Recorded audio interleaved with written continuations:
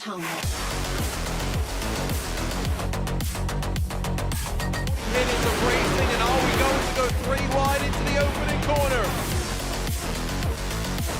That was a very late dive. He managed to make it work. And he gets the green. We're underway. 3 races left.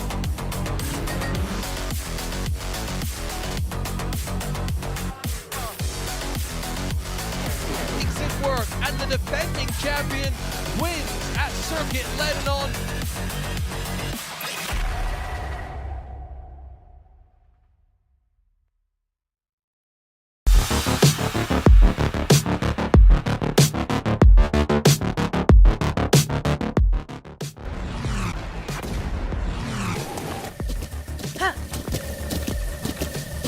With the Butt Kicker Gamer 2, what you see and what you hear is what you feel. Butt Kicker. The future is feeling.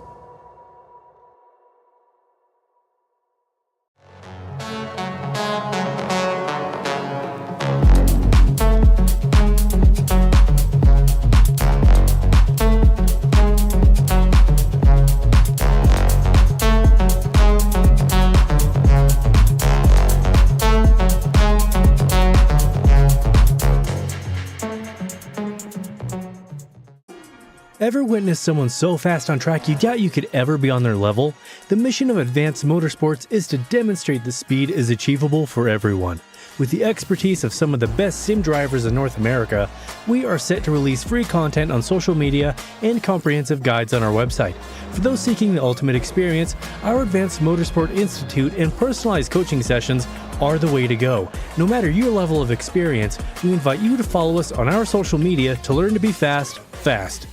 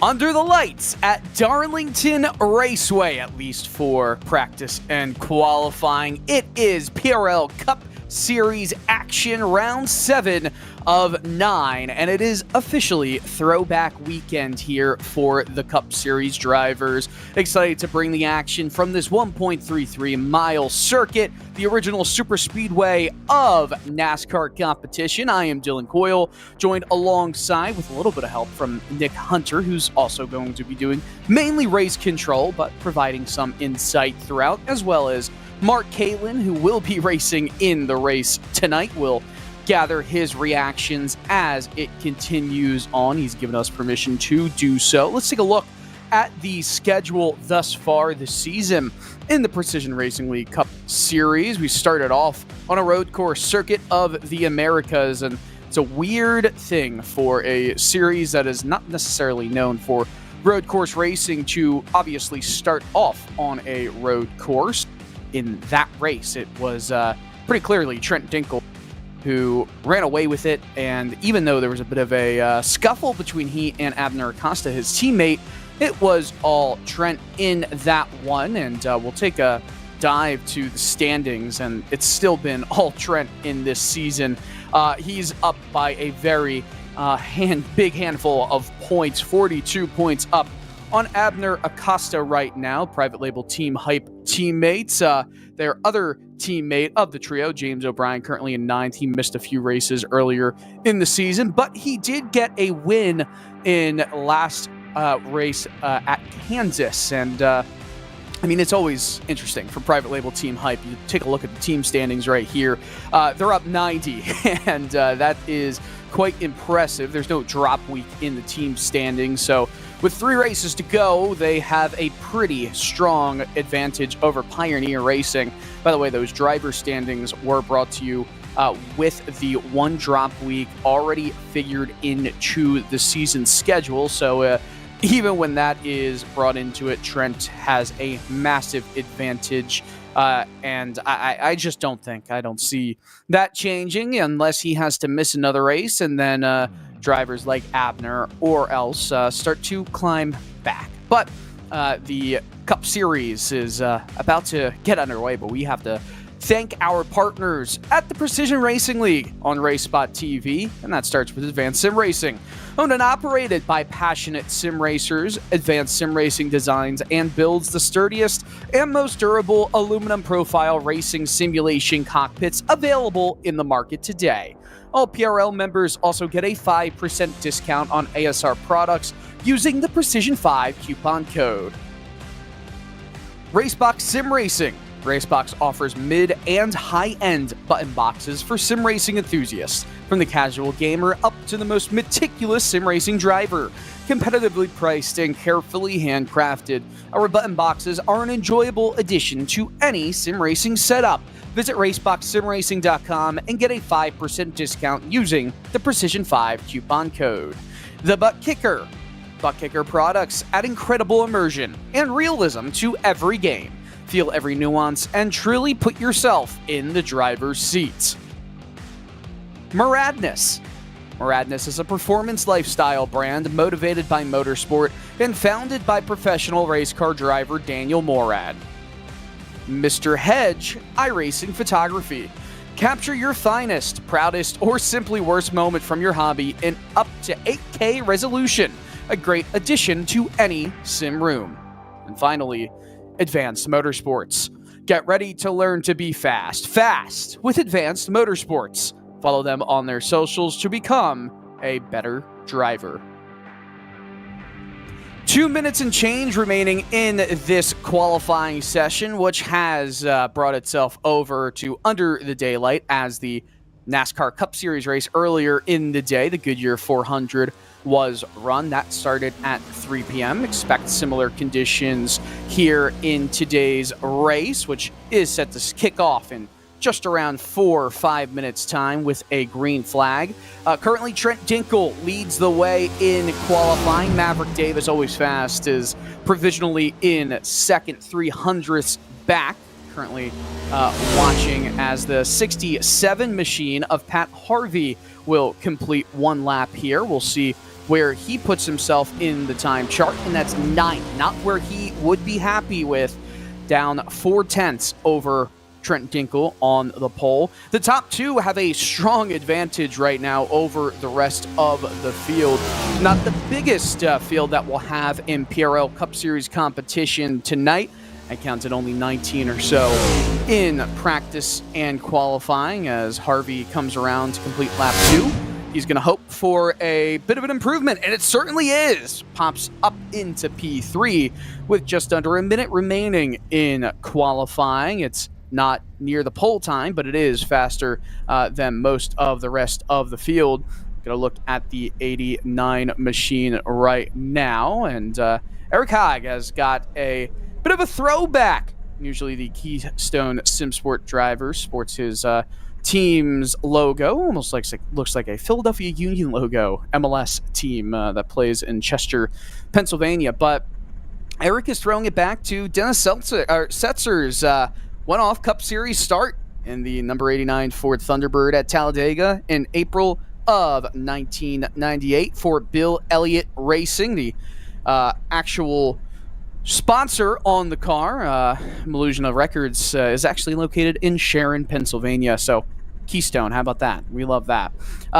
Getting word that Nick Owen scrubbed his first lap and got a solid second lap with that one, as qualifying has completed here at the track Too Tough to Tame. Let's go over the starting grid. Trent Dinkle, you'll see some of the throwback schemes here. Of course, number 9, that Casey Kane throwback, right? Everham Motorsports fits the number and fits the scheme. He'll start on the pole here at Darlington with Maverick Davis, always fast over one lap. We'll see if he's going to be able to hold it for 150 laps here at Darlington.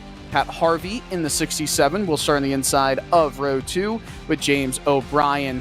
Look at that skull throwback. Need you say more? It's one of the most beautiful schemes in this race tonight. Jeff Chandler in the top 5. Of course, Dale Earnhardt with that number 31 throwback. Dale was obviously number 3, so it is weird seeing that scheme on a 31 machine, but hey, it works. Nick Gowen in the Gray Ghost for Dale Jr. in 6th place. Chris Hudson, a Richard Petty throwback, while Tim Perry and a Jimmy Johnson throwback starting in 8th. Eric Hogg, we talked earlier about him, with Brandon Walter rounding out the top 10 in the number 99 machine. Craig Bray in 11th, with Greg Carr in 12th place in that 25 car, while Marshall Harris will start in 13th. Mike Skinner throwback from 2000 for him. Abner Acosta, and that's unbelievably nice scheme. Terry Labonte drove that in the 90s. Obviously, Kyle Larson drove that in the Cup Series action this weekend at Darlington. He'll start 14th. Luke Christian in 15th. Mark Kalin in 16th. Mark throwing it back to Terry Labonte's earlier days, while Chad Kibbe in 17th. Jose Medina will be in 18th, and Jake Mackey will start last in the field. Jake actually doing something a little bit different. It's a tribute to all the men and women serving in the armed forces. It's based off of the 2007 Coca-Cola 600 car that Casey Mears drove, that National Guard machine in that race, which was at the time Lowe's Motor Speedway. We are getting ready for this pace lap. A good time to talk about the track conditions. If we can get that up to show you, it's relatively hot, but it's not scorching. 100 degrees Fahrenheit track temperature. It's set on May 11th, which actually was yesterday, Saturday. And it is 3:37, probably green flag time at 3:38 here. 90 minutes or 150 laps, whatever we get to first. Mostly cloudy and 75-degree ambient temperature. The wind speed, it's pretty strong, 15 miles per hour, now 16, 17, so there will be gusts, and that will completely change how these cars drive into the corners and try and get back up to speed, depending on where it is blowing throughout the race day today. The expectation is a 2-stop strategy, probably splitting it into thirds, lap 50, lap 100, and then going all the way. It is a very, very minor possibility. Some may try to stretch it out to a 1-stopper. I don't expect that. Some might even try a 3-stop race. Well, pace car is off. Trent Dinkle will watch as Barney holds the green flag in his hand. Green is in the air. We're underway here at Darlington Raceway.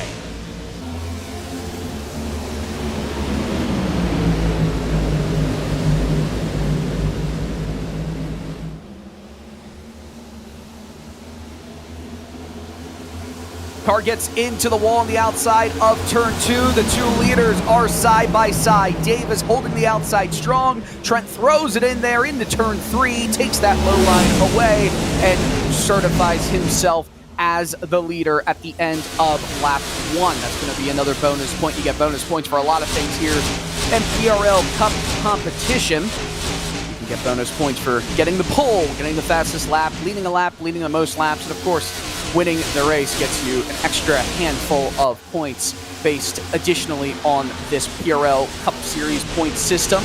Single file all the way back to outside the top 10, trying to make a move on the outside. Rip seems to be on the inside, at least early on here at Darlington. In 3 and 4, you see a car way down the field. Looks like Marshall Harris, remember in that Mike Skinner throwback to 2000, as Trent Dinkle sets the fastest lap of the race. Tim Perry in the 83 above, 2 cars going side by side. That's Craig Bray and Lou Christian here.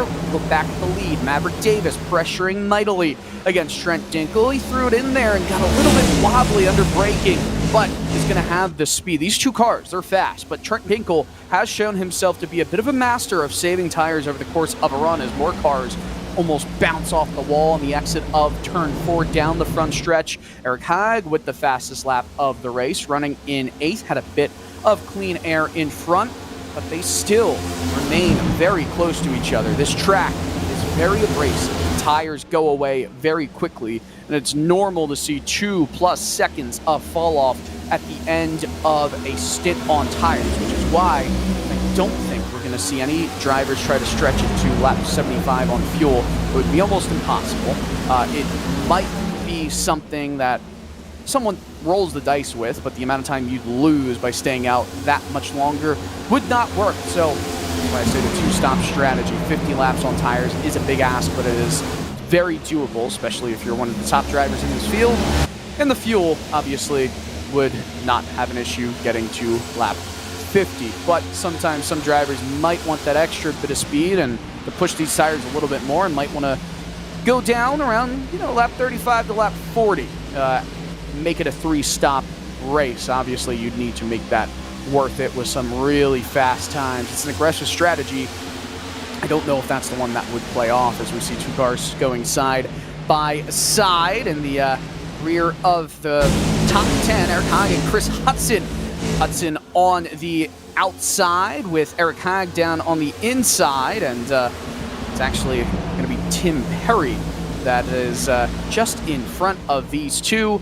And easy does it. Chris Hudson makes the move on Eric Haag, and Tim Perry, who is in behind, fumbling over my words, is right now trying to fend off some battling from Luke Christian in the 21, going down the inside of Perry into turn 3. It's one of the more difficult corners on the track. You really have to send it in there sometimes to make some moves. This track is very often one groove. It's not easy to make up track position and run side by side, and when 2 cars do run side by side here, car in behind is going to have a handful of steam to catch up and potentially make a daring move down the inside. As we ride on board here with Pat Harvey, currently running on the top 5, the back of the top 5 Pioneer Racing machine. Harvey having himself a okay year right now. By okay, I mean P3 in the standings. He'd like to get himself a win. It just hasn't been the last couple of weeks that he had hoped it would be, to potentially battle with Trent Dinkle in this championship fight. Currently P3 as Mark Kalin makes a move around the outside of Abner Acosta right there, or at least is trying to fend off Abner, who's having a painful start to this race for Abner's standards. Abner, who started the race in 14th, only up 1 spot after 9 laps and change on lap 10. Abner, of course, might be saving some tires, and if these drivers are pushing it up in front, that should be easy pickings for Abner if that is the case. If he's saving tires, continuing on as we move forward. Note that there was also some contact early on lap 4 in this race between the 709 of Craig Bray and the 32 of Marshall Harris up turn 1.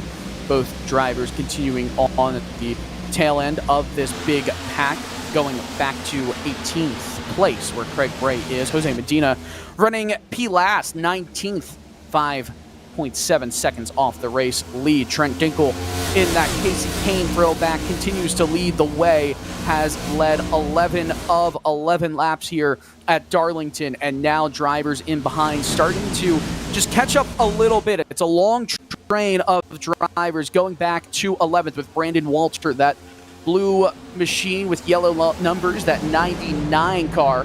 He is the tail end here, and look at that, a move down the inside of Pat Harvey, a bit of impatience from Eric Haag. They'll go side by side. A lot of room given by Haag. It slows down as Harvey gets into the wall on the outside, trying to give as much room as he could to Haag, but defensive there from Harvey, and he gives up the position as Haag was impatient and threw it into turn 1. There's a bit of a wall extension in turn 1. It's not at the apex, not in the middle of turn 1 and 2, but it allows your car to naturally float up into the corner and go with the curvature of this turn, as it's weird, right? It almost looks like we're fuel saving at a super speedway right now, which is quite exciting to see. I don't love the fuel saving at super speedways whatsoever. I don't think anybody does, but visually, at least, it kind of looks like it here at Darlington, which I'm not used to seeing so early on as a move is made. Just at the back of this top 10, Lou Christian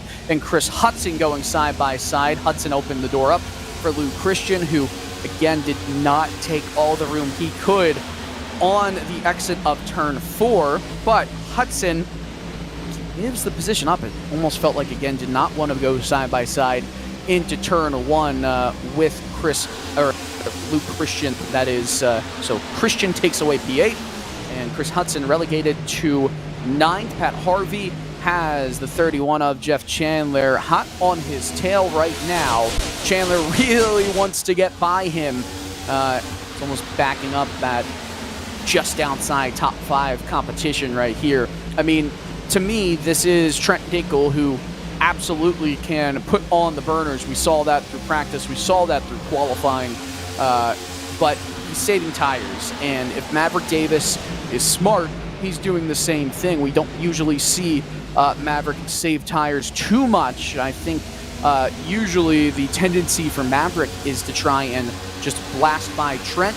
But potentially this is a wiser Maverick Davis, who has been burnt a few times by his own actions over the course of this season. He's had a lot of speed, but he doesn't always have anything to show for it. He's got 4 top 5s. All of his top 10s have been top 5s, but as we continue on here, even with the pole position and 2 fastest laps, and you start to see it slowing down much more, and now we're side by side for 4th. Car up into the wall. James O'Brien is giving way for Eric Haag, who wants to move through the field. Nick Gowen in 3rd right now, and it's starting to get very racy here on lap 18. Tires starting to fall off. It's been good. It's been fun. We're riding on board right now, a little bit farther back in the top 10. This is with the 31 of Jeff Chandler, sporting that Dale Earnhardt throwback in the 31. At least got one of the numbers correct with the 3. Do love to see that. Of course, 15. So it was an earlier Dale number. So you have that 1. Just listen to the off-throttle time here.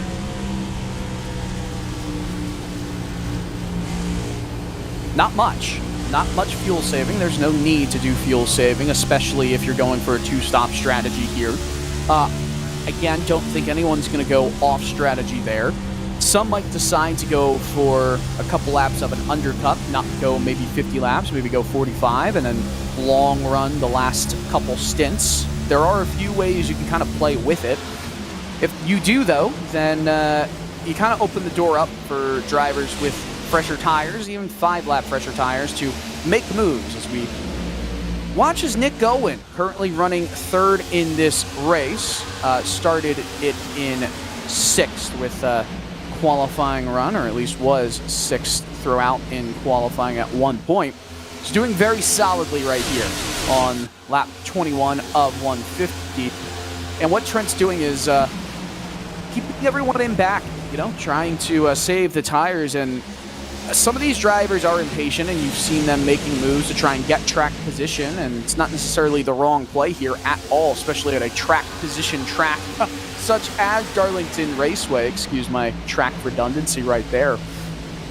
but it does allow all the drivers the opportunity to save tires along with Trent Dinkle. So yes, Trent is slowing it down, slowing the pace of this race up just a little bit, but nonetheless, it's kind of giving everybody else the opportunity to still stay within a claw of the race lead, but just kind of hang around, hang back in.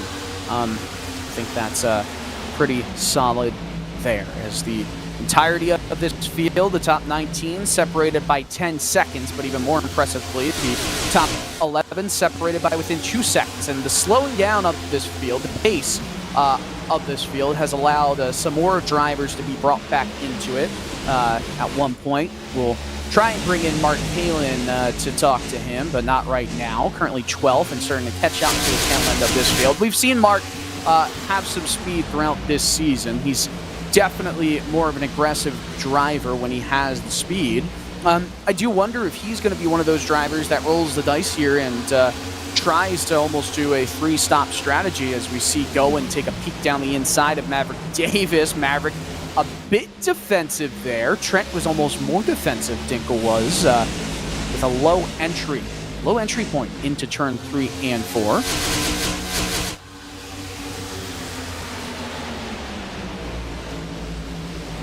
Halfway through this first stint, just about, or at least what I think the first stint will be, as Goen again goes down the seam, is down the inside of Maverick Davis, and is going to try and make a move into second, and Eric Hagg will follow. Davis had a bit of a reaction, and that's a steer up closer to the wall. He and Hagg will be side by side, coming down the front stretch over the line. It's Hagg, who still is in P4, could not quite get the momentum to take it alongside Davis, heading into third or fourth place. Hagg stays. Third place remains with Maverick Davis, but you can still see the difference in speed. Trent Dinkle's last lap was a 30.0. It was a 30 flat, which is only around 3.5 tenths off his best lap. As you see Davis going up into the wall, he's starting to push it a little bit here and panic just a tad.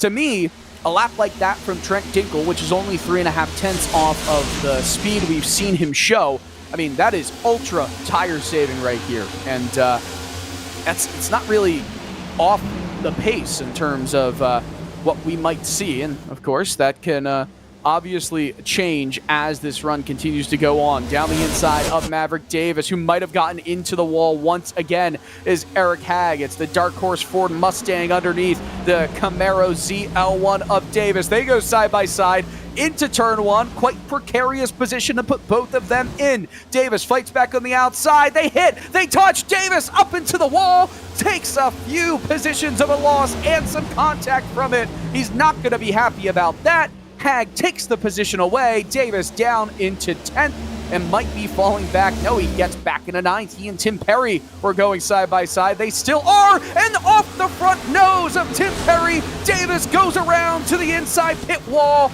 And that is going from bad to worse for the Camaro ZL1 driver. Green stays out on lap 29. Yellow does appear, and our first caution of this race off of one mistake from Maverick Davis, compounded by a collision between he and Tim Perry.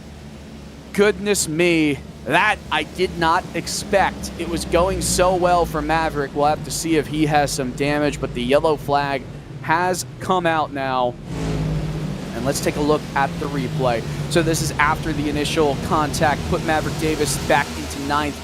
Davis looks like he almost scrapes the wall, and I don't know if Tim Perry, if he came up or if Davis came down a bit, but they did make contact. Davis, ooh, that's a hard hit at a high rate of speed, the left rear hitting the pit wall. We get another look at the replay. It's not conclusive, but it almost looks for a brief second like Tim Perry had given him enough space, and Maverick might have bounced off the wall or come down. Could not quite tell there. Unfortunate for Maverick, who has to get that damage repaired, and everyone comes down into pit road on lap 30, heading into 31 of this race. Get a chance to get new tires on, changes the strategy up just a little bit here as well. We'll Expect to see maybe a one-stopper from this point on. Still two-stop race, but with a longer stint length if it goes green all throughout.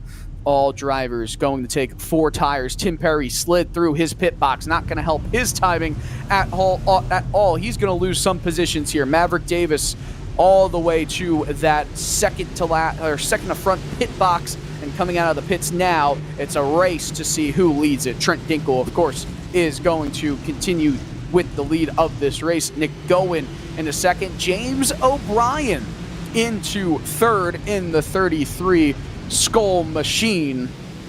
It's not a Skull car, but it is a Skull throwback. Eric Haag will be in fourth, while Luke Christian will restart in fifth. There's Lou, currently fifth in this race. Has some gloves on as well. And we get a look. A picture just sent. We got another look at from race control of what happened in that incident between Maverick Davis and Tim Perry. And that look is not going to be pretty for Tim Perry, who absolutely did come up and turn the driver of the number 15 Camaro ZL1 of Maverick Davis. That's unfortunate for Maverick, who it was not his own fault there. Tim just thought he was clear and tried to clear up, and that's what happened. Hopefully we can grab Mark Kalin real quick if that is possible. We'll try to give him a heads up real quick. And Mark Kalin up in the booth. You got a copy? I got a copy. How's it going? It's going well, buddy. Mark, it seemed like you caught up to the rear end, the tail end of that lead pack as the run went on. Were you pushing it a little bit? Is this something that helps you kind of reset, as the rest of the field was definitely saving there? No, I wasn't really pushing. I wasn't going to try and pass the cars ahead of me. Trying my best to save a little tire as much as possible, but it's hard for me, so... You know, Darlington is one of those tracks, very abrasive with the tires. We'll let you get back to going. Green flag racing here, Mark. Good, best of luck. Thank you. All right, Mark Kalin, always great to talk to. Even as we're about to go back to green flag racing, he restarts on the outside, just in the top 10.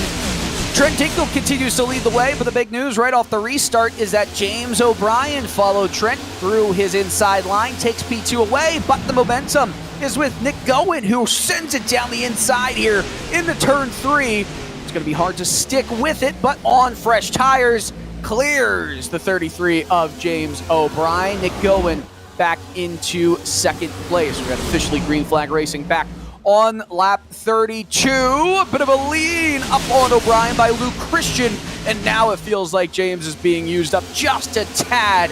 Christian just lets him go a bit by, but Eric Haag will try and attack. Christian to defend down the inside. Haag on the outside here, brave to do it right on a restart. No one else has found the grip up there. Haag's going to try and use the momentum, and then comes down just a tad. Christian still tries to fight back on the inside, but Haag comes down to block off the move. Christian off the throttle earlier than Eric Haag. Haag gets into fourth place, gets the move done. Now he sets his sights, sets his eyes on James O'Brien. By the way, if you want an update on Maverick Davis, he's back down the order, but just made a move on 18th on Craig Bray. So we'll see if the damage was fixed or how much there will be that could affect his speed. Could be someone that runs through the field, but he is struggling right now, way back there. Brandon Walter, the tail end of this top 10, and Kalin is into 9th. We'll hopefully catch up with him if things calm down here, but at Darlington, I don't think things are ever necessarily calm. So what does this do? As we went back to green flag racing on lap 32, when it comes to pit strategy, as O'Brien and Eric Haag come together just a tad. Some contact mid-corner, and the square bumper on rear, and it was okay. They all survived to tell about it. A bit of aggression from Eric Haag. We've seen him make a lot of aggressive moves in this race as Maverick Davis sets the fastest lap of the race. I think that goes to show that the speed is still there for the driver in the number 15 machine as Trent Dinkle continues to lead the way. Cosmetically is the only damage that we're currently seeing currently being reported on the Maverick Davis machine. Right rear is where he hit it. That's the only place there could be potentially damage, so it doesn't look like it's affecting him at all. Hard to make moves, though, at Darlington, especially when you have a longer run that's about to progress here if it does stay in green territory. And the reason I'm talking about pit strategy already is because it does change it from a two-stop 50-50-50 kind of thing to a almost, when we went back into green flag racing on lap 32, we're going to see drivers potentially do 2 more stops from here on out and short stint it even more. Could be around 35 to 40 laps and 35 to 40 laps is what we might see. Or they're going to try and run 60 laps or 59 laps, something like that. As Maverick Davis, remember, did set the fastest lap on lap 36. We'll see how much of the tires he uses up. If he's trying to use all the tires to make those moves now, he might look at potentially a 2-stop strategy from here on out. As we take another look at the track conditions, still not that hot. I mean, it is hot, right? 98 degrees Fahrenheit. You don't want to touch anything that is that hot, but for these tires, it keeps it into temperature and doesn't overheat them at a really good pace. There's not any abnormal wear that we will be seeing. As a note, what we're hearing with Mark Kalin, the left sides and right sides, is who's this? It's Marshall Harris who went off track. And this looks like at the exit of turn 2. What happened to the Ford Mustang drivers? The rest of the field starts to just rush on into him. Is he going to get back up into the front of the field? This is going to be quite precarious if he's unable to get out of the way or doesn't have the speed. It looks like he might have just lost it on the exit there, and he's going to get down way off track and let as many cars as he can get by. Here's a replay here. He just lost it by himself. Had quite the low line, and actually he avoided the wall entirely. Nice there, but then spun it trying to get the tires going straight forward again. Surprised that did not bring out a yellow, but it was completely off track. iRacing sometimes changing how they go about the yellow flag, the automatic system, but Marshall let everybody by. He's the only driver 1 lap down if there is a caution at another point in this race. And only being 1 lap down and being the only driver a lap down, he will get his lap back. All right. So who's going to take that 2-stop strategy to end the race? Could it be Eric Hagg, who is making a move down the inside of Nick Goen? Goen tried to fight back, decided to let Hagg just move on through, and another position gained for the driver in the 89 machine of Eric Hagg. He is pushing Trent Dinkle down into turn 1, but had not a great entry into 1. Is going to allow Trent to scoot on by just a little bit more on the exit here. Down the backstretch, Hagg almost getting up into the wall. Had to pull the wheel to the left to avoid hitting that outside wall from the right side. That could have been quite dangerous right there. Is once again, we're starting to see Trent back the rest of the field up, side-by-side racing just around the cusp of the top 10. Couldn't quite see. I think that was Chad Kibbe who was racing alongside potentially Mark Kalin for a moment, as these throwback schemes look really good, especially when they're running all next to each other. I mean, we look at it, everybody pretty much in the top 4 is sporting a throwback scheme. You got Casey Kane, of course, leading the race, aka Trent Dinkle in that one. Like to see that. As a note, Brandon Walter, Luke Christian, and Abner Acosta were not technically allowed to qualify for this race. They did set lap times down. That was due to outstanding penalties from last weekend at Kansas. So I do expect those drivers to potentially have a harsher penalty applied next week at round 8 at North Wilkesboro, which is actually a full race here. Not a all-star or invitational or anything like that. 225 laps at North Wilkesboro, and that'll be interesting to see all these drivers take the cup car there for 225 laps of short track racing. I expect we might see a bit of a bigger crowd of competitors there than we are seeing in this field tonight. Marshall Harris went back down pit road. Looks like he is has brought himself out of the race. So with 103 laps to go in it, 18 drivers remain, all of them within 3.5 seconds on the lead lap. Trent Dinkle has led every single lap in this race so far. You see a move by Jeff Chandler looking down the inside of Pat Harvey. Couldn't quite get to the left rear, but midway through the 2 corners, he does get down to the inside. Harvey slowed up, getting into turn 4. Not even trying to pack some air onto that inside. They'll take it side by side, heading into turn 1. Lots of room given. Chandler, because he gave that room, was not able to stay competitive with Harvey through the corner. Really have to pack air on that left rear if you're down the inside. That side draft slows the cars down and gives yourself on the inside a chance, especially at a track like Darlington, to maybe just send it in, kind of clip that inside apron where the double white lines are, and then throw it up to the wall and get maximum speed through the corner. You see how they kind of just rise up. They hit that low point. That's where that racing groove is, the darker gray area where the rubber gets laid here at Darlington Raceway. You see a little bit farther back into the field, some contact potentially from Jose Medina and Greg Carr as Carr gets by Medina. We still see, though, this top runners. They're all sticking with each other right here as we're just around 4 o'clock. The sun is way above everybody now on track.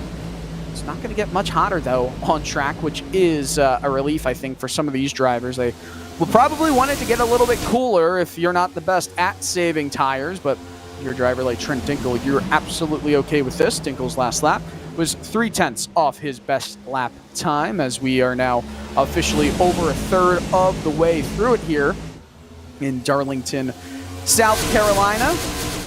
Darlington is pretty much as old as NASCAR itself. Started out as a super speedway. Not much has changed here. They used to use both pit roads on the back stretch and front stretch, as we get a look at Nick Gowen right now, currently running in P3. As both the front and back stretch pit road were used. That's Chris Hudson. I was like, wait a second, that's not Nick Gowen. That's Chris Hudson there, as Chris Hudson in 8th place in that 43 Petty Blue machine. He actually drives some club-based competition and has the 43 as his real-life number, and some Petty Blue and Red in his real-life scheme. Of course, he won a lot of races, Ricky Petty did, at Darlington Raceway, and it's gone fairly unchanged throughout its history, most of its history here as a NASCAR racetrack. Of course, Southern 500, one of the bigger races of the NASCAR season, which happens later on in the year and usually ends under the lights. One of the Triple Crown races, if you will, of NASCAR competition. The crown jewel, of course, Daytona 500, the night race at Bristol. And, of course, the Brickyard's returning this year, which is great, as getting way wide on the exit of the corner was Pat Harvey. You see him on the bottom right side of your screen, wheeling it. Jeff Chandler got to his left rear, almost got some contact with him in his right front. That looked dangerous, precarious, but they survived to talk about it another day, and you can see Harvey was smiling a little bit there. You know, Darlington's backstretch pit road is actually still used for official competition, and heck, we were using it, or about to use it, I should say, on Friday. The Xfinity Series and Truck Series garage, mostly Xfinity Series, some truck haulers are allowed to park back there.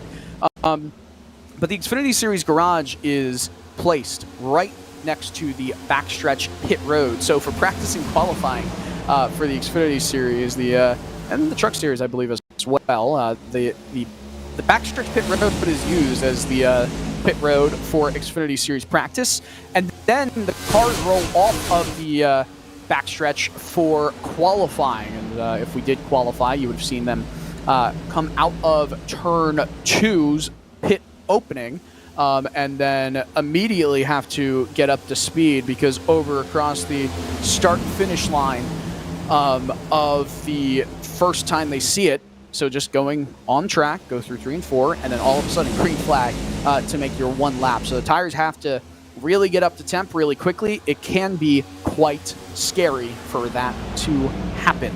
We go on lap 58 of 150 right now. Trent Dinkel is about to pretty much confirm his spot as the most laps led.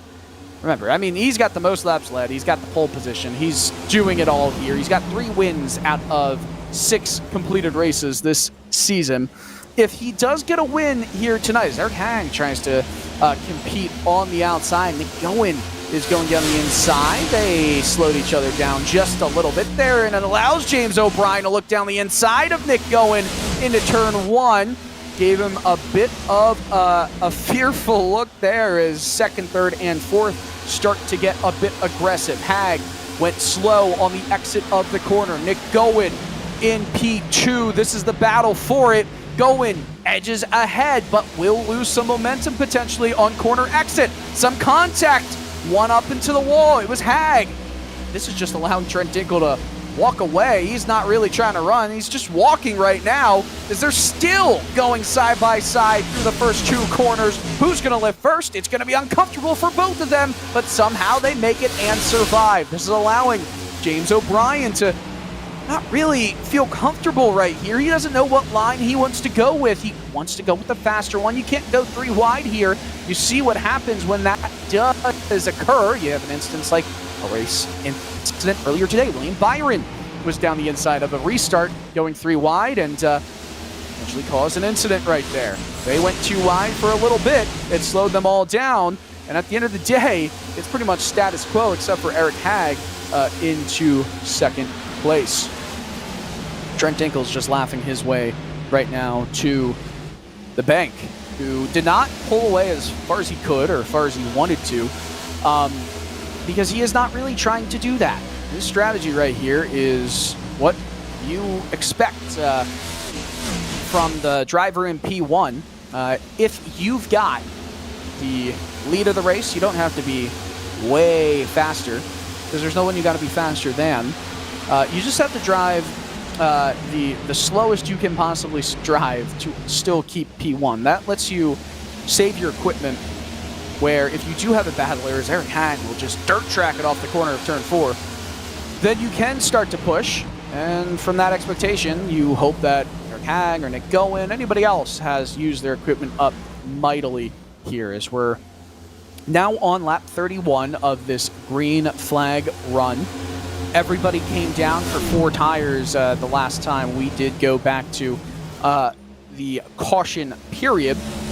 Now, for drivers who do want to stop the race from that caution on, that pit window is opening up within the next 10 laps. And you might start to see some drivers go off strategy here, namely a driver maybe like Maverick Davis, who is currently in 13th, but was throwing in some really fast lap times in this race. That there is potential for that. Jeff Chandler, we focus on him riding just behind Pat Harvey. This is a battle for 5th place with Lou Christian leading the way right there. They've fallen over half a second back in the top 4. Still a close gap, but actually the farthest that they've been from each other over the course of this race at this point. So right now, the top 4 underneath a 6/10 blanket, while Lou Christian in 5th, all the way back to Chad Kibbe in 9th under a half-second or 6/10 blanket of their own. Kibbe in that number 23 Jordan machine, looking good. He runs that scheme quite a lot, and it's always a good-looking scheme, even among the throwback schemes in the race today. It looks fantastic under the sun from Darlington, South Carolina. Darlington, as you see in the background there, might have been Abner Acosta getting by Mark Kalin, who almost went up into the wall off the corner of turn 2. Could have been bad, but kept it going and kept it clean for the time being. That Terry Labonte throwback for Abner. It looks fast, and now he's in the top 10. We'll try and climb back up to Chad Kibbe, 6 or 7/10 separating those two.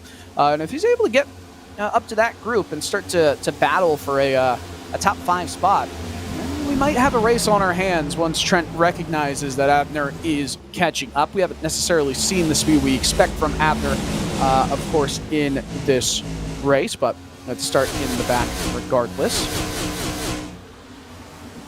68 laps completed here at Darlington Raceway. I should say 67. We're on lap 68.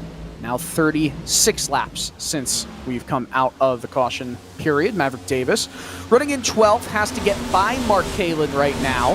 Kalin said he was not pushing it at all through that first stint. We expect that to be even more true in this second green flag run, which is now finding its way to 37 laps running on these set of tires. And it's around this time that if you want to be aggressive and go with two-stop strategy here, which I don't know how many people are going to decide to do that, just because most of them are saving as Kalin gets up into the wall that time and opens the door up for Maverick Davis to scoot on by. Mark's not going to do much to keep him behind, except maybe a crossover here. I think he knows that his battle is not necessarily with Maverick Davis in this race. So Maverick is in 11th now with Abner Acosta in 10th.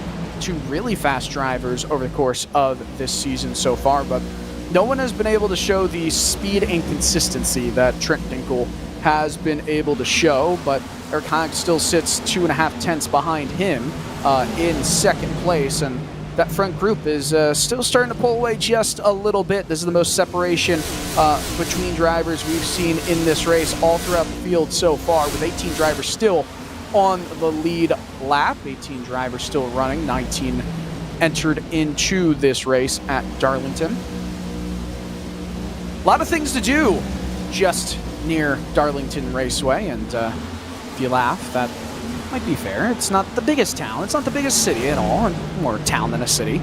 But you do have two other racing venues that are not too far from Darlington Raceway. You've got the Darlington Dragway, that's only around a half mile or maybe a mile or two away from Darlington. It's active with competitions every weekend. You can always go there, and even active on race weekends with NASCAR competition as Darlington Raceway. As you see that, Chris Hudson going around the outside of Jeff Chandler. Chandler got tight on the exit of turn 2, and he's now being swallowed up by Chad Kibbe, who smelled blood in the water, runs on the outside and makes the move look easy. Abner Acosta now getting after an all of a sudden struggling Jeff Chandler, who in that Dale Earnhardt scheme running right in front of a Terry Labonte scheme.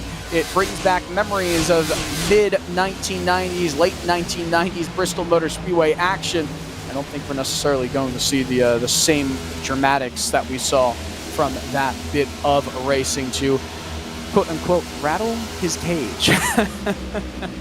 Oh, we're almost at the halfway point of this race, which is lap 75 once we complete that of 150 laps. The second of two racing venues I was mentioning is Florence Motor Speedway, which also has its fair share of weekly racing in the NASCAR regional scene. Used to be NASCAR Home Tracks, and the Advanced Auto Parts NASCAR Weekly Series, where points for short tracks affiliated with NASCAR are calculated up all over. You've got some drivers who have made it into NASCAR competition that have won on the Advanced Auto Parts Weekly Series. Notably, a recent newcomer to a full-time NASCAR Truck Series competition, the Craftsman Truck Series of the 38 truck. As you saw, a driver dive way low, by the way, near the backstretch. We'll have to catch up on that, but thinking about Lane Riggs in that 38, who has not had the start that he wanted. Jeff Chandler is going to be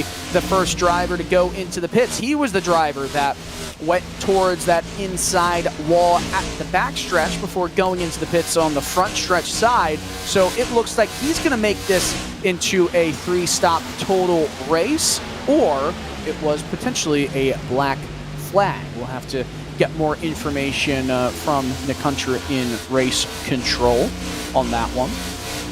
As you see, Chad Kibbe running up high, might have gotten into the wall. Abner Acosta rolls on by. So Abner up into 8th, as we're hearing that there was a black flag given to Jeff Chandler for speeding at pit road entry. So he came down for a pit stop. Gonna have to come down again. Mark Kalin We talked about him maybe trying the off strategy, and looks like I'm right sometimes. Broken clock, right choice a day. I'll be right there. So Mark Palin will try and go aggressive with his strategy. Drivers who stay out and try to have this as a total of a 2-stop race, you'll see their lap times continue to go down. It's around a half second slower than their fastest times at the moment for some of them. However, they are saving.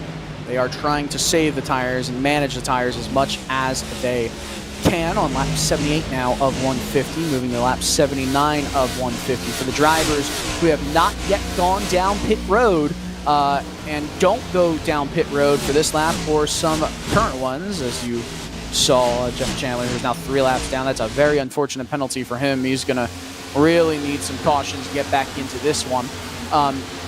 There will be pit stops for those drivers on the primary strategy around 10 laps time from now. That's when you're going to start to see that. As Dinkel starts to stretch his legs just a little bit. 58 laps complete on this set of tires. I'm doing my math correctly. 48 laps. I was like, 48 laps complete on this set of tires. Going to hope to make it around 58 to 60 laps on the set of tires, and then do an equal stint of sorts next time by. Some drivers might also opt to do an undercut here and maybe make it a 40, or I should say a 55 lap stint, and then maybe a 65 or 64 lap stint to end the race. If they do that, they're going to probably hope for a well-timed caution, which I don't think anyone's expecting that to come. As we're hearing now, reports that Maverick Davis got into the wall in turn 1, which trying to make a pass last lap through turn 4. That did not necessarily work the way he wanted it to, and Maverick is in 10th, 6 seconds off the lead of this race. Has been fast at many times, but as has been often the case here, Maverick, even with all the speed in the world, kind of is the person responsible for his own problems sometimes. I mean, yes, it wasn't him that turned himself. That was Tim Perry on the front stretch earlier in this race, and any supplemental discipline to Tim will come from that. But, you know, just half a lap before that, Maverick was running in the top 3 and made a mistake that cost him all that time, and all of a sudden he was battling for 9th. And fortunately, sometimes that is the cost of doing business at a track like Darlington Raceway. As all right, now we've got the Dale Earnhardt throwback and the Richard Petty throwback doing business against each other right now. Jeff Chandler will throw it up the inside. Remember, Chandler is on fresh sets of tires as Mark Kalin sets the fastest lap of the race, the only other driver on this other strategy. Jake Mackey also went down pit road as well. That's kind of in between 2 strategies here. It's going to be almost, it's going to be very difficult to make it on 66, 67 laps on a full tank. That might be the absolute extent that you can make it. So he's really doing an undercut here compared to some of the other drivers, as Luke Christian starts to get embroiled in a battle right now. It's a bit uncomfortable as Jeff Chandler tries to work his way around. Nick Gowen has lost some positions here as see Chandler underneath Luke Christian. Makes it by quite easily, but when you have a fast car, no matter where they are in the field against drivers still out there on worn tires, it can get quite uncomfortable, especially if they're all fighting for positions within the top 5. It's another fastest lap of the race is put on by Mark Kalin. So we're starting to see these fast laps by drivers that were in the pits, but then you look at a lap like Trent Dinkel's best lap, which was a 29.664. Well, you're saying, well, Mark Kalin is putting in laps that are 4/10 quicker. The only reason Mark's doing that is because he's on a different strategy. He's going to be more aggressive. He's going to push harder because his stints can be a bit shorter than the 2 stints that Trent is going to most likely put in here. Another fastest lap of the race by Mark Kalin, side by side by Nick Gowen and Pat Harvey. Coming around turn 4 here at Darlington. Harvey got loose on corner exit. Opens the door up for Abner Acosta to think about splitting the middle, but he is still a car length and a half back to make a move work. Side by side, 1 and 2. Uncomfortable moments here for all the drivers involved. Harvey a little bit loosey-goosey on the inside. Abner Acosta will try to take it 3 wide into the corner, sends it deep underneath the dotted white lines. He's going to have to slide right back up. Will they make it through the corner? There's still 3 wide. Abner gets a bit loose, wiggles his way through there, and he drops back, potentially losing 1 or 2 spots. Maverick's involved as well. Harvey holds on for now against Nick Gowen. Abner Acosta will throttle up to try and get away from Chris Hudson and Maverick Davis, who has put himself back into this battle, getting close to pit stops, and the aggression levels have certainly picked up for track position. Dinkel is above Eric Hag by 2.5 seconds now. That is the lead of the race. Trent's Way. Abner will try and pack some air on the rear of Nick Gowen in the 88 machine, and maybe make a move with some speed down into turn 1, but not close enough. Intense racing, intense action here at Darlington. Love that. Love seeing that from drivers who are putting in some fantastic work, some fantastic entertainment, even with a smaller field now, as 18 drivers are here. 4 drivers have gone into the pits on the alternate strategy, is what we're thinking. Drivers coming in now, so most of the field, they're going to be on a primary strategy of trying to make 1 stop the rest of the way work. At this point, they could go into the pits. It would almost be splitting it in half on lap 90, coming to 91 of lap 150, as Acosta takes a peek down the inside, takes another peek after staying in the slipstream of Pat Harvey into turn 1. Doesn't do anything about it. But all of a sudden, we're talking about Abner Acosta here and the speed that he shows, and he's certainly shown it big time. But one driver who's disappointed in the last 10 laps, has really seen his tires get burnt to a crisp, is Nick Gowen, who was running in second at one point during this long green flag run. He's now back into 9th, and Chad Kibbe is looking quite aggressive on him. Abner Acosta got the speed off the corner and made a move down the inside of Pat Harvey, takes it away, and now Abner Acosta into the top 5. And this is why we always talk about private label team hype and the aggression, the speed that they constantly show in these races. I mean, they're 90 points ahead, and the drivers are in the team's championship. All 3 of their drivers are in the top 5. There's a reason that they have that huge lead. There's a reason they're always the ones to beat in the team standings, and there's a reason that in the driver's standings, usually it's one of those drivers standing on top of the victory lane celebration, on top of their car at the end of the day. As this battle still commences, the farther they go, the faster they're going to be able to drive for this final stint, as the pit window is squarely opened now. They are around 52, I should say, laps, 53 laps into this run now, and probably they'll be able to go, they can go with a full tank almost, yes, not almost. They can go the rest of the way, as you start to see one driver making a move down the inside. That was Pat Harvey, making it very clear he's going into the pits, as Davis and Chris Hudson go side by side. Hudson well up high and a bit loose off corner exit was Maverick Davis. Once again, he's getting aggressive, but also starting to put down the throttle a bit too early, as both Luke Christian and Pat Harvey have gone into the pits for their final scheduled pit stop of this race. No speeding is what we're hearing for either Pat or Lou, Pat Harvey and Lou Christian, in their green flag scheduled stop. Look at this. Some traffic to deal with, some faster traffic, we should say. Tim Perry, 2 laps down, trying to get his lap back. He will get it back once these drivers pit, but he will have to put some very fast laps down, as he's behind 2 drivers that are fighting for a top 5 spot. It's uncomfortable to be. Don't forget, don't let it be lost on you that the reason Maverick Davis is trying to climb back from all the way down is because he got spun off the front nose of the 83 machine of Tim Perry in the Jimmy Johnson scheme, the throwback right there. Maverick's not going to make it necessarily easy, and I think Tim Perry is trying to give him all the room in the world to work with. which is quite kind from Tim if that is the case. He already knows he messed up Maverick's race once. Maverick almost doing it again there on the outside as Tim Perry will dive down the inside there. Couldn't quite see where he moved himself. Oh, he really got by Maverick as easily and as quickly as he could. But yeah, he definitely owed Maverick one right there. As Abner Acosta, Eric Hagg, Trent Dinkle, James O'Brien, all the drivers we were talking about earlier have gone down into the pits as Hudson hits the wall. Maverick Davis follows suit. My goodness, right as we're talking about drivers coming down pit road, this is the massive undercut that they were trying to get. Hudson, Davis, Goen, Walter, Medina, they stay out.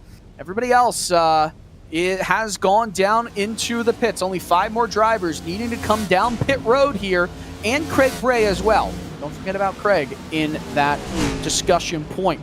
So 6 drivers, really only a few who have the potential to win or finish in the top 5. Still have to pick Chris Hudson, one of those drivers who goes in 1 lap after the leaders come down pit road. Maverick Davis, Nick Goen, Brandon Walter, they're going to run long as the Private Label Team Hype sister team, Private Label Team Hype Blacks, number 99 of Brandon Walter remains out, but he's going to come down into the pits this time by Jose Medina doing the same thing. So only 3 more drivers have yet to indicate they're coming down pit road in this race.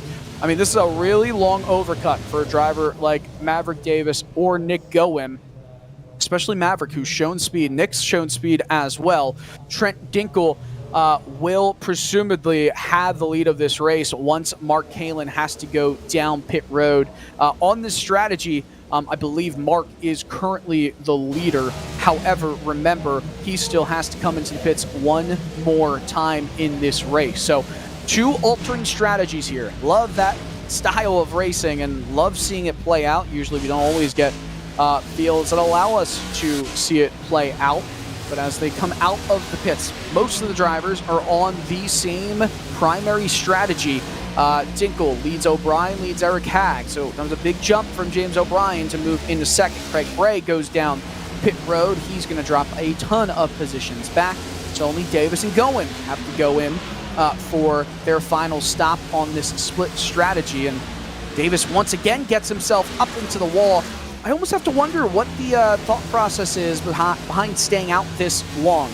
Maybe a couple laps overcut, sure, but staying out this long, yes, you'll be able to really push it with the overcut with the tires compared to other drivers' tire lives, and that'll be nice. However, this is quite extended, 100% extended.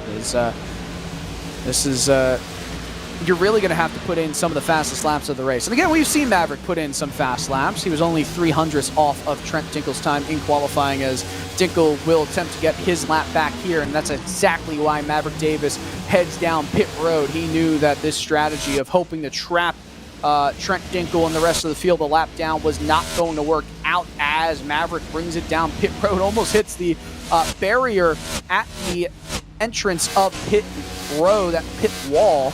Well, to see if he was speeding at all, that would be awful, because he did lock it up.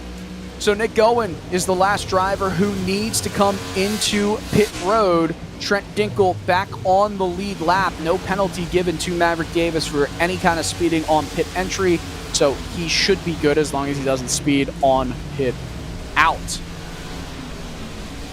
Strategy-wise, Mark Kalin still has to come into pit road 1 more time in this race. And when he does that, it'll most likely be, let's say, give or take, in around 14, 15, 10 to 15 laps time. Once he does that, he'll have a ton of speed with fresh tires, and then he'll be on the attack for the rest of this race. Nick Goen still has to come into the pits for his final scheduled stop of the race, and I still have to ask what the strategy is here, because yes, you'll gain a ton of time as this race progresses when it comes to coming in with tires that are 10 laps fresher than at least anybody else on similar strategies on that similar call, but you see just the speed difference right now. He's going 31.4, while Trent Dinkel was at 29.75. And I think we're now seeing the indication from Nick Gowen, yes, that he is coming down pit road. So the last driver from the primary strategy to split a long 120-lap green flag run to the end in half has happened, and we saw Nick Gowen make it 75 laps, which was the absolute most that I think you could have made it on a single full tank of fuel. That's give or take around 105 miles, I believe, at Darlington Raceway. Doing quick math there. Not necessarily the best at the quick math, but hey, we'll get it done.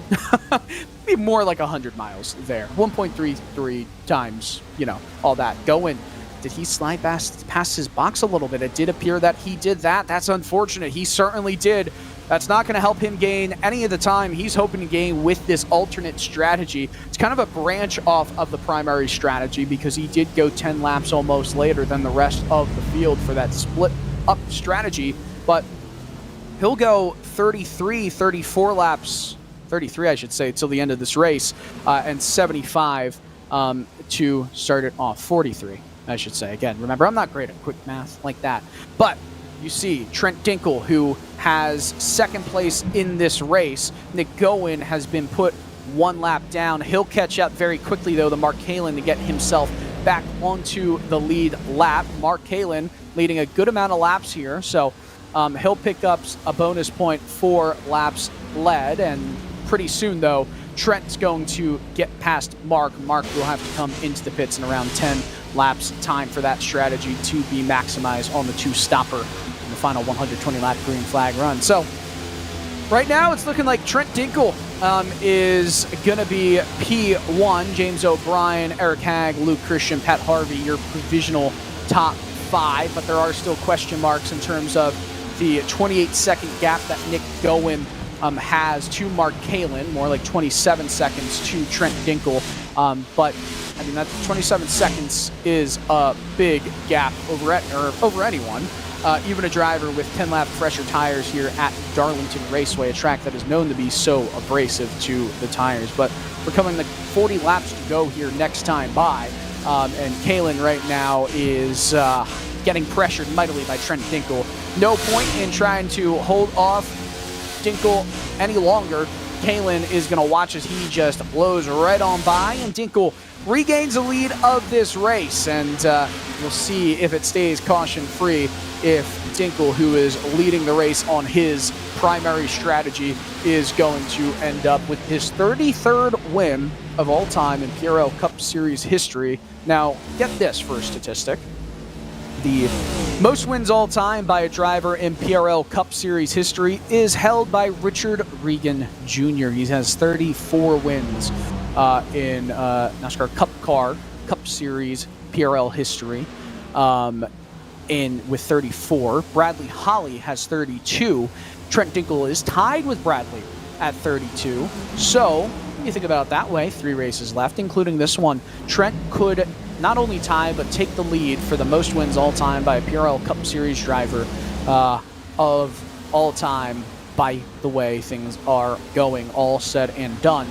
I mean, it was possible when the season started, but to do that, he would need to win 6 out of the 9 races. And so far, he's won 3 out of the 6 and is on his way to potentially win 4 out of the first 7, as Mark Kalin has more pressure from in behind to drop some more spots. James O'Brien and in the 33 machine and Eric Hagg, fresher tires will get by Kalin fairly easily around turns 3 and 4.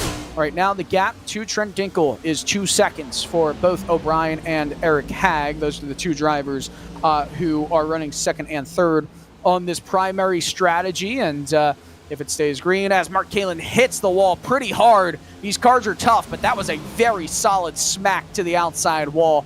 And might that force his hand to come down early into the pits? I believe it might. He's slowing down even more so. No meatball given, but Kalin does come down pit road for his final stop of the race. That hit is not going to help his time, but he's going to have now fresher tires than the rest of the field and 35 laps to go on a fresh set of Goodyear rubber as a big run from Eric Hagg. He's going to send it down the inside here of James O'Brien. This is for second place in the race, and Hagg takes it easily. O'Brien tries to cross over and fight back here on the front stretch. A bit of a defensive line taken from Eric Hagg. Tries to get into a bit of a serpentining territory, but he makes the move official and goes into turns 1 and 2 with ultimate speed over James O'Brien, who fell back half a second to Eric Hagg just in half a lap. Surprising there,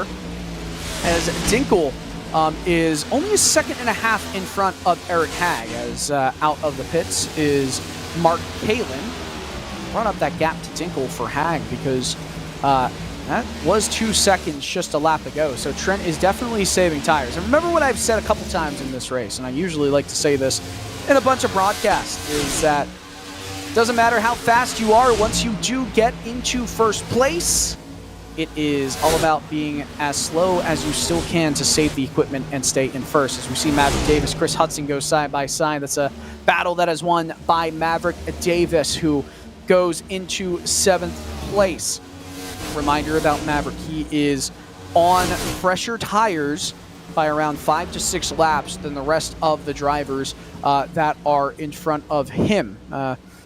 So that's pretty substantial at Darlington, and with him being 6.3 seconds back of the race lead, I could see him getting competing at least for maybe a spot in the top 3, but Luke Christian in 4th is definitely interesting to talk about. Some information on that Mark Kalin pit stop, and it might come of note. He decided to only take right side tires on that pit stop, which was to save him time in the pits. I don't like that move. Obviously, I'm not the strategist for Mark, but you want to get all 4 tires. I mean, he did only have 40 laps on the left sides. The left sides aren't going to be killed as much, but that is something that could come into play later in this race, especially if there is a caution. That is still a set of tires that he used. I believe he has another set waiting for him, at least one. But for Mark to take right sides, we'll see where his speed is, and I'll be able to tell you that it was a 29.423, so it's around a 10th and a half off his fastest lap of the race. I don't know, I feel like if you fully commit to that 2-stop strategy for this final long green flag run, and fully commit to it, and take right sides if it is maybe a caution at the end of the race. He still needs to get himself back onto the lead lap to even have a chance of the right sides potentially working out for him. Trent Dinkel, that lead has shrunk to 1.2 seconds now over Eric Hagg. You have to wonder if Trent is just playing the long game here and trying to save as much as he possibly can. If that is the case, then I think we'll see speed come back into the fray here for Trent Dinkel.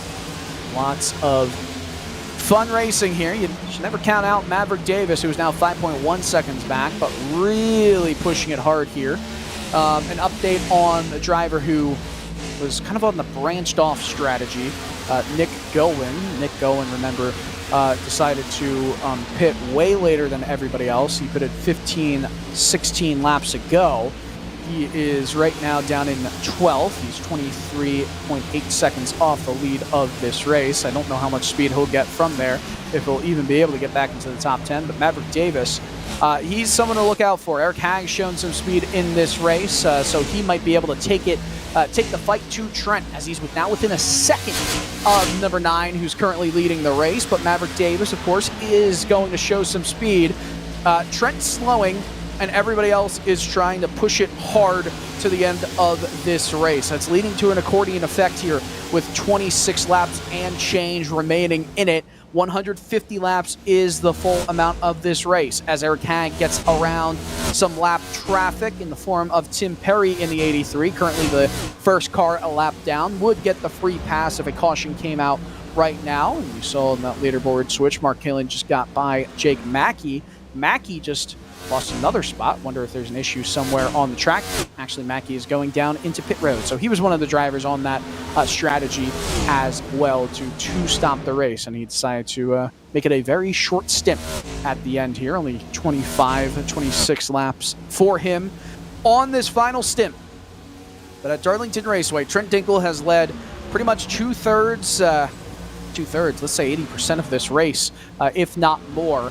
Has gotten the bonus point for most laps led, has gotten the bonus points for pole position, has gotten the bonus point for leading a lap.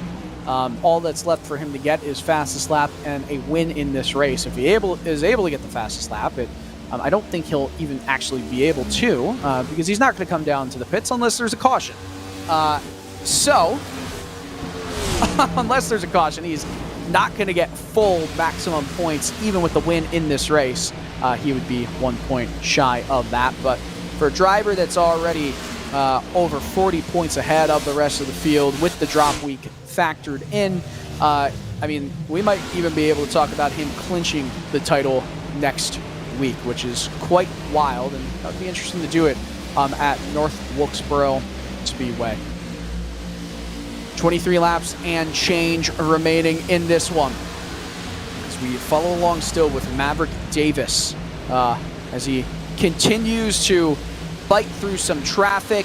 A lot of it here, different cars, different strategies, as way slow up on the outside is Tim Perry. Every car gets by him cleanly, but I mean, this battle is for fourth. Luke Christian in the 21 in front of Abner Acosta, Maverick Davis, Pat Harvey, Chris Hudson. They're all fighting now for positions inside of the top 5. Christian has lost a lot of time over the course of the last dozen or so laps. And right now he's got Abner Acosta in that Terry Labonte styled race car hot on his tail. The private label team hype driver in the number 5 also has Maverick Davis right behind him. This could get intense. It's already intense now, but it could get even more intense once they start to go side by side. At this pace, roughly 10 minutes left in this race. 13-minute buffer against the time. Only one caution was thrown in this race so far. I'll jinx that, so far. As a look down the inside, Abner Acosta thought about it and decided to commit to it. Down the inside of Luke Christian through 3 and 4. Christian does not have the speed. Maverick Davis tries to go to the inside of Christian, and now they're going to be side by side. Christian's already lost 1 spot. He'll lose 2 spots in the span of 2 sets of corners. Now it's Abner Acosta in 4th, Maverick Davis in 5th, and Luke Christian in 6th with Pat Harvey and Chris Hudson hot on his tails. I mean, this is going to be a struggle to the end for Luke Christian, whose lap times have not matched the drivers around him.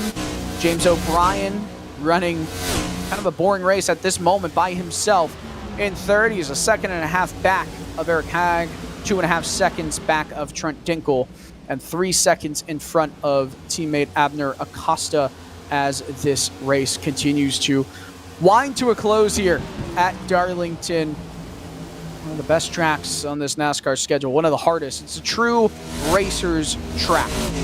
You know, we talk about man versus machine. You, of course, need the machine to be working for you, but it's one of those tracks where if you can't drive it well, you're not going to be able to make the car work for you at all. You can have all the potential in the world, but without the skill required to run fast laps here, you don't have a single solitary shot. That's why sometimes you see drivers in equipment that might not be the fastest in the field really show what they've got in real world racing. Especially, you look at a driver like Justin Haley for Rick Ware Racing, getting a 9th place finish in the race at Darlington today. He got a top 5 for Colleague Racing last year, and I think everybody would have been surprised to not see Justin at least throw in some fast laps in the NASCAR Cup Series race here today. And I assumed he would get a top 15. I told some people that, but to get a top 10 for Rick Ware, it's big for JJ Haley, as some people called him growing up. Just got his pilot's license, so congratulations to Justin Haley, as the 43 of Chris Hudson passes Pat Harvey. So that provides some buffer to Luke Christian, who we've been focusing on here. He lost a lot of time. All three of these drivers have lost some time to Maverick Davis and Abner Acosta, who started to scoot on by in the top 5 in their own battle right now. Only a few car lengths separates them. Trent Dinkle, by the way, has started to turn on the burners just a little bit, up 1.1, 1.2 seconds. That gap has kind of stabilized to around just over a second on Eric Hag. So I think Trent recognized that speed from Eric and decided to turn on the afterburners just a little bit. And by the way, for anyone that doesn't know me, I talk about Colleague Racing. Colleague, I actually do some PR, public relations work for Colleague Racing. Some PR. I am a PR representative for Colleague Racing, so I'm at every race weekend, not Cup weekends. Usually work the Xfinity side of things, so I do have my Sundays typically off, such as today, where I can talk with all you wonderful people watching on the RaceSpotTV YouTube channel. This is Precision Racing League Cup Series action. It starts out the PRL broadcast week. Monday nights, Tuesday nights, Wednesday night, Thursday nights as well. Have some PRL action. Monday nights you've got some prototype racing. Tuesday nights you have some GT racing. Wednesday nights you have some Grand National Series and Truck Series oval racing. And then Thursday night you've got some open wheel action.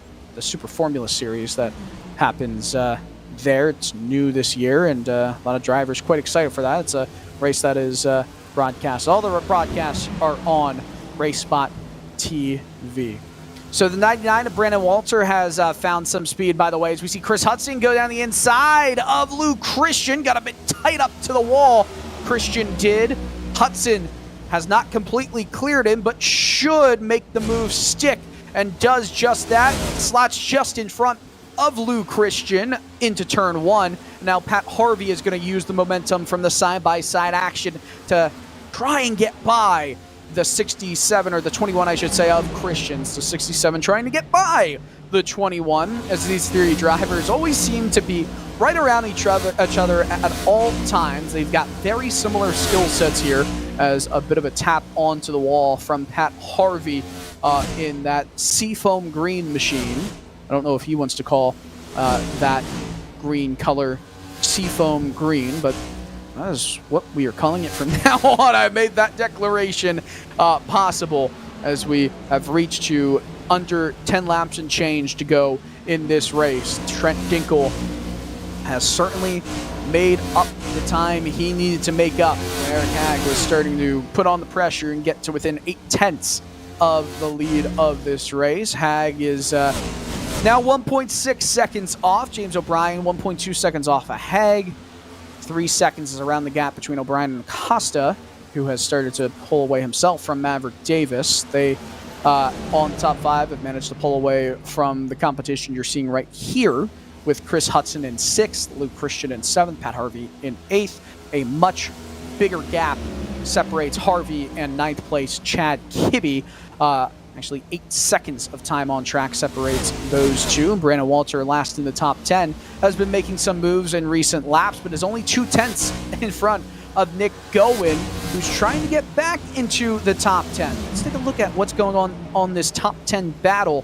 Brandon Walter and Nick Gowen trying to find some time and find some speed, because Gowen is right now attacking the 99 machine.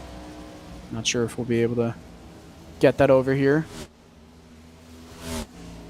Right now, still watching the Pat Harvey and Lou Christian battle.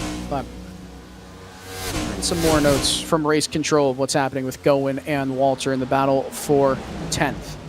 As Greg Carr is in 12th place, and only 12 drivers are on the lead lap of this race. Jose Medina, Mark Kalin, and Tim Perry are your drivers 1 lap down. Craig Bray, Jeff Chandler 2 laps down, 16th and 17th. And Jake Mackey, the last car still running in this race, he is 3 laps down. Marshall Harris out of the race quite a bit ago, as we still see the competition of Pat Harvey and Lou Christian on your screen. It's not the closest battle on track, as we still have Gowen and Brandon Walter going at it right now, with Around 6 laps to go in this race that has so far had 1 caution. If we had a caution now, we would not go to any overtime or green, white, checkered finishes. James O'Brien has been putting in some good laps and is now within 0.6 of Eric Hag for second place in this race with now 5 laps to go. Barney,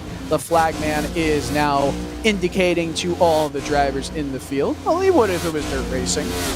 In dirt racing, you have a lot more flag stick signals as start to see in the background some action. Is this Brandon Walter? I should say this is, yes, Nick Gowen trying to take down Brandon Walter for P10. Gowen has been going after Walter for the last few laps. They both separated themselves from Greg Carr realistically as they go around Jeff Chandler, who's much slower than them on a different strategy. These are the only 2 positions that these 2 can find themselves in by the end of this race. Gowen gets down the inside, packs some air into the left rear of Brandon Walter. It's for a top 10 spot. It might not be many more points, but it is a lot more pride to be in the top 10. And a big send into the corner by Nick Gowen gets him the spot over Brandon Walter.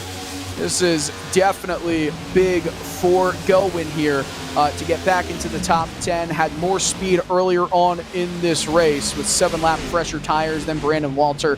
Surprised that Gowen stayed out as long as he did. It was a roll of the dice for a caution. It did not play out into his favor. Probably could have been a little bit higher up the field if it wasn't for that. As we go back to this battle now, Abner Acosta is in front a little bit. It's not really a battle. It's him running in 4th, around a 2nd and 2/10 ahead of Maverick Davis. James O'Brien is 3 seconds almost in front of Abner. James, the private label team hype teammate of Acosta and Dinkel, currently in 3rd as we have 2 to go here in this race. And Trent Dinkel has put on a show. It's been a tear for Trent as he is coming over the line to make it 1 to go. White flag is coming out in this race. And the number 9 machine has certainly just been fantastic tonight. He hasn't been the fastest over any single lap, but he certainly has been fast and consistent. He's shown speed where he's needed to show it in this one. And Trent Dinkel, who is much farther ahead, gets the checkered flag. I'm watching Abner Acosta right now, and Dinkel over across the line. 2-3 seconds in front of Eric Hag. Hag will certify himself in 2nd. James O'Brien made it close at the end and will get 3rd, with Abner Acosta putting 3 private label team hype drivers into the top 4. Eric Hag gained 7 spots over his qualifying position of 9th. Abner Acosta gained 10 over his starting position of 14. All the remaining drivers have crossed the line, and Trent Dinkel will come to burn it down on this wide Darlington front stretch. A lot of apron room, but a lot of asphalt to put in this unbelievable finish, this burnout. It was just an awesome, awesome race for Trent, who definitely showed why he's dominating this season and looks to win another championship in PRL Cup Series competition. Unbelievable run for him. Let's take a look at the finishing results of this race. Trent will win it over the 89 Keystone SimSport machine of Eric Hag and that Ford Dark Horse Mustang. James O'Brien and Abner Acosta put private label team hype 3 out of the top 4, with Maverick Davis recovering for a 5th place finish.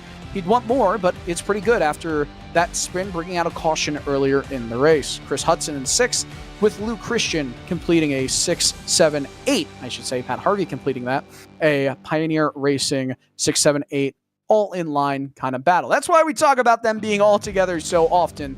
They have the speed to compete. Chad Kibbe and Nick Gowen finished 9th and 10th in this race, with Brandon Walter, Greg Carr 11th and 12th. Carr was close to being lapped there at the end. Jose Medina, Mark Kalin 1 lap down, Tim Perry, Craig Bray, and Jeff Chandler all 2 laps down. Jake Mackey 3 laps down. Marshall Harris is 106 laps down, and Maverick Davis with the best lap of the race. The only driver actually to move into the 28-second range. He'll get the extra bonus point for that.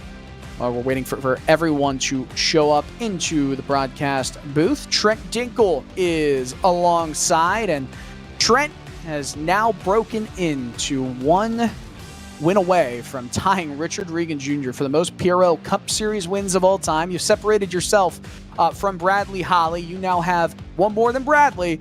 1 more to go to tie Richard Regan Jr. You got 33 PRL Cup wins all time. You've been leading this championship all year, over 40 points ahead with the drop week counted into it.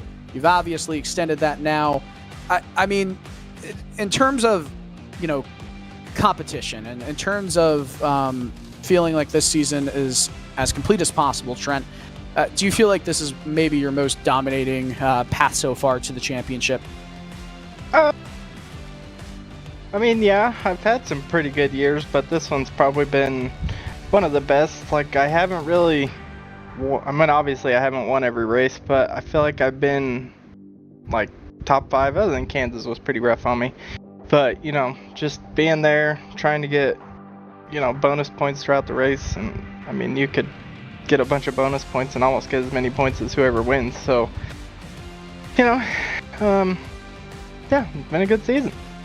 It almost was a complete sweep of all the bonus points for you. Maverick Davis actually got the fastest lap in this race, so you're not going to get that max there, but it still got pretty close with the most laps led, 1 lap led, the win, the pole. I mean, Trent, it's been an incredible season for you so far. Now, going forward, obviously, you still haven't wrapped up the championship yet. You probably could do that next week at North Wilkesboro. What if you do that? What would the focus be in the last race of the season? Is that team's championship or helping your teammates get higher in the driver's standings? What is it? I mean, I don't really think we do that much to help each other out, but you don't. I mean, well, look at Kansas last week with me and Abner. But, I mean, I don't think I'm going to be super great at North Wilkesboro. I'm going to be honest. I've done some laps, and it doesn't feel super great. And it's going to be a caution fest. And so, but Charlotte, that's another track that, I love Charlotte, but I'm not super good at it. I mean, hopefully I can do some work to get a little bit better. But, yeah, I just... that's why Darlington's probably one of my favorite tracks, and probably one of my best. But if I can win the next 2 races, I'll definitely try. I'm just not gonna make dumb mistakes and die either. Copy on that. Understood on that. Yeah, but we'll still be out there trying to win. Just play it smart. All right, so gotta love your bluntness as always, Trent. I love it all the time. Great scheme, great throwback, by the way, with the Casey Kane, Ray Everham look that you got. And speaking of which, if who's ever watching, including you guys in the booth, you have to go to Team Conti on Facebook, find the post with they're doing a challenge for the best scheme, and then you have to go down and like mine, and then I win stuff, and I'm close to winning, so I need some help. So go like it. All right. All right. Team Conti's Facebook vote on Trent Dinkle because he doesn't win enough. Make sure that scheme looks good. Trent, congratulations on the win as always. Thank you. Of course, Trent Dinkle, always fun to talk to. We talk to him a lot, and that's because he wins a lot. Eric Hagg in P2 from this race showed a lot of speed, gained 7 positions over the course of it. It was a cool throwback that you got there, and you almost put it in the victory lane. What could have helped you get 1 spot higher on the podium? I don't know if I had anything for Trent tonight. That whole first long run, he was kind of just not parking the bus, but he was saving his tires a lot. And you could tell at the end of the run when he ran away, and it was the same thing that last run. As soon as I got around James and got myself within striking distance, he just went. He had clean air. He's so great at saving tires, and I had to burn mine up just to try to get close to him. It felt like, throughout most of this race, you were going ultra aggressive before that first caution. You had to play some attack mode late on, especially with James O'Brien for that long green flag run. But it definitely felt like Darlington, this track, it suits your driving style a lot. And it's been a solid season for you. So even if the championship is not within reach this year, next season and just around a month's time, is it really something you can build on?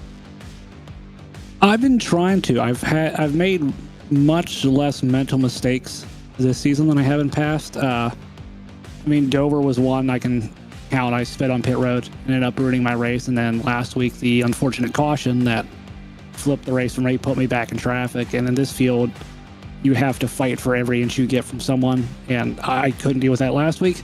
This week I ended up faring a bit better, but yeah, James' long run speed, he was so fast. If he had another 5 or 10 laps, I think he was going to have second place tonight. So talk about the throwback scheme. What made you want to go for this 89 machine looking like this? So the number 89 NASCAR really does not get used too much. Most people are going to think of Morgan Shepherd, and there's really nothing to throw back to for his 89. There's a couple other ones, but really when I saw this, it just hit the childhood memory of having the 1/64th scale diecast. And the fact that it's such a weird one, like, who throws it back to a single race 1998 in the 97 Thunderbird Spring Talladega race for Dennis Setzer? I think I don't know if it was his only Cup start, but he didn't make many for Bill Elliott Racing. Well, you know what? This was it was definitely a unique one, and you almost put it in the victory lane, and you had a lot of screen time. So we got used to it tonight. It might have been shown more on a broadcast than it was in that Spring Talladega race. Eric, congrats on the second place finish. Thank you so much. Of course. Eric Hagg putting in a great show tonight, and James O'Brien finishing in third. Private label team hype is definitely showcasing why they've got the top drivers each and every season here. And James, that was a great performance for you. It was quiet, but again, it feels like every race you're quietly putting in top fives and occasionally the podium finishes. You got the win last week. You didn't get it here this week, but it definitely seemed like a hard day's work. Yeah, I was kind of a little bored. Honestly, I don't like it when the tires don't wear out. I prefer a car or a tire where you kind of have to work a little bit harder. This didn't really seem to have any fall off, and usually my plan is let everybody burn their stuff up and then just get back around them. And the first run, that didn't happen. The second run, I kind of try to save at the beginning, let Eric go, and then realized this isn't going to work either, so I'm going to have to start pushing. So I almost had him. I think, yeah, if I had a few more laps, I probably would have got him, but it is what it is. It seemed like we were all kind of like on autopilot the whole race. Well, you got within 0.6 near the end there to get back into second place, and the track temp was not that high. There were a lot of clouds. 98 degrees is kind of what we saw most of the time, that track temperature. You put another 20 degrees here, you bring it back in the summer, and I'm sure it's a much different story, and maybe it works better to your strategy. Yeah, I like to pride myself on long run speed at most of these tracks, so that could have been it. I know I saw the track temp was plummeting during the race, and it doesn't really help. I love it when it's hot and slick. I think Kansas was a good example of that. I know I won kind of more on strategy there, but I've had races in the officials where it's like 130 degrees track temp, and I just rip the wall and dominate. So usually the harder the track is to drive, the better, the more I enjoy it. North Wilkesboro next week. You laugh. What are your thoughts on that track for this Cup car?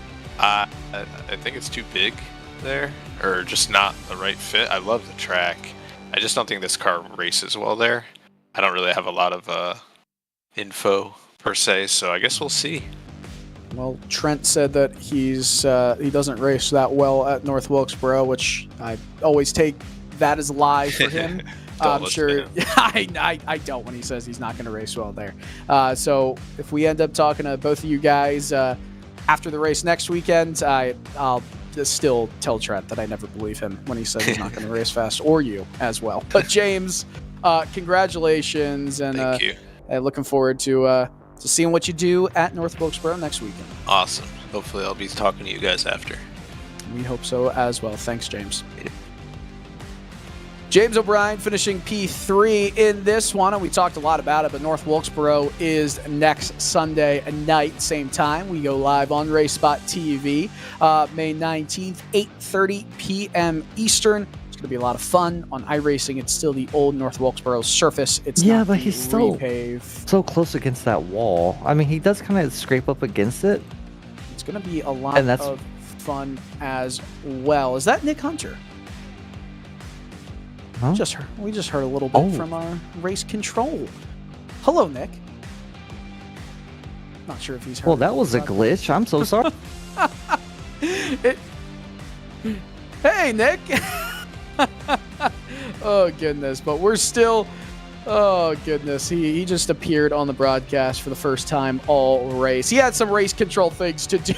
Nonetheless, we are going to say goodbye for now. Trent Dinkle dominates here at Darlington Raceway. Going to be a lot of fun to see what these drivers do at North Wilkesboro next weekend. But from myself and everybody else at the RaceSpotTV crew, this has been some PRL Cup Series action from Darlington Raceway. We wish you a pleasant good evening, good night, and good racing.